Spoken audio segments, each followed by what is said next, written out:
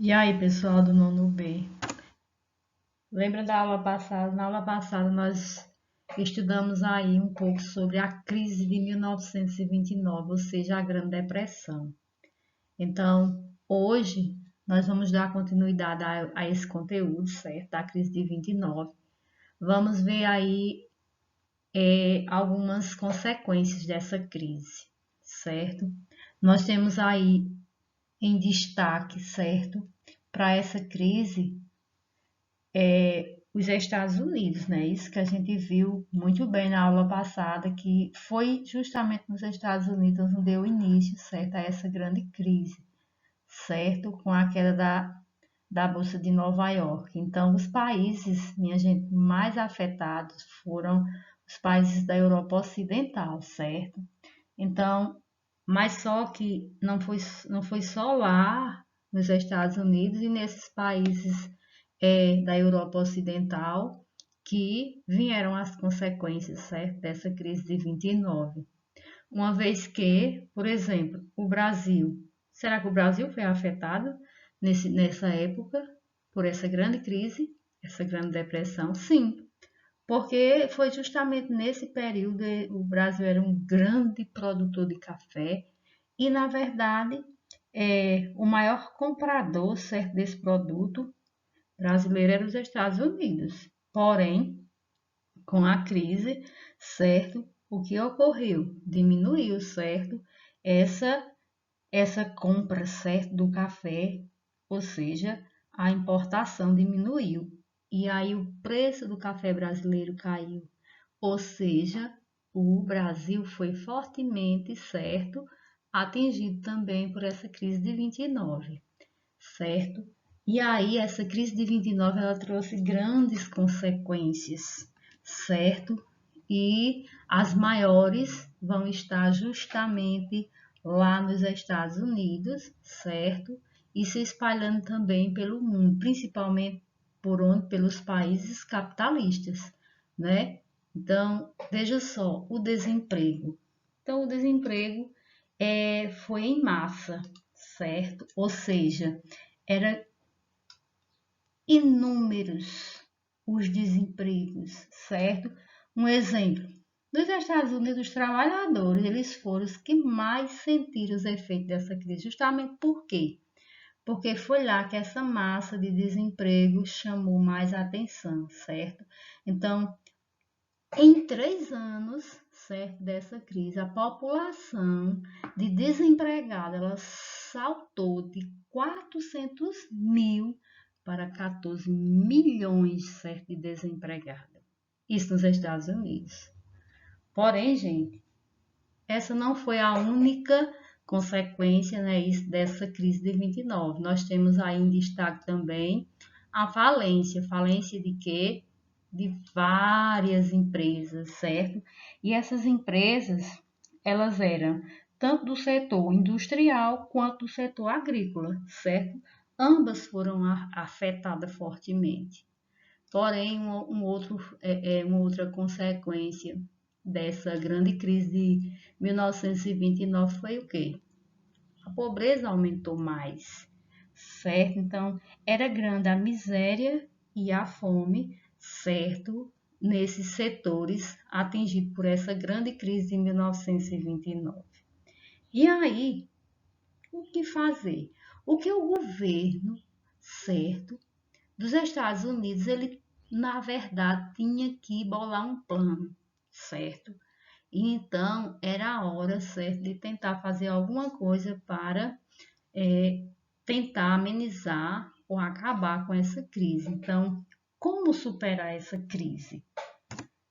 Então, o novo governo, certo, dos Estados Unidos, ele resolveu, certo, criar estratégias para tentar amenizar a situação da crise. Então, esse novo governo era Franklin e ele fez, certo, um novo acordo chamado de New Deal. Então, na verdade, o que era isso? Era um novo plano e esse novo plano ele tinha alguns princípios para botar em ordem, certo?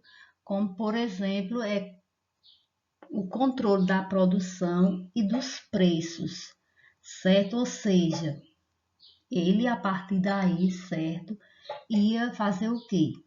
Fixando limites na produção, ou seja, vigiando a produção, a quantidade, o preço, certo? E aí, um segundo ponto destacado também nesse novo plano do governo foi as linhas de créditos. Essas linhas de créditos, elas vieram justamente para ajudar, certo? Por quê? Estas linhas de créditos, elas tinham o propósito de um juro mais baixo, certo? E aí também foi criado, certo, dentro desse New Deal, desse novo acordo, a criação de empregos, ou seja, em obras públicas. Isso significa o quê? Que essa criação, certo, de novos postos de trabalhos era justamente com o propósito de aumentar a oferta de emprego, uma vez que, né, como a gente falou agora, uma grande consequência que vinha, certo, empurrando aí era o desemprego. Então, esse ponto foi bem importante para justamente superar ali a questão do desemprego. E aí foi criado também um outro ponto bem importante, certo, dentro desse novo plano aí do New Deal, foi os investimentos, certo, em previdência social. Esse novo investimento, certo, nessa previdência, ele veio justamente para fixar um salário, certo, dar mais segurança, certo, aos trabalhadores.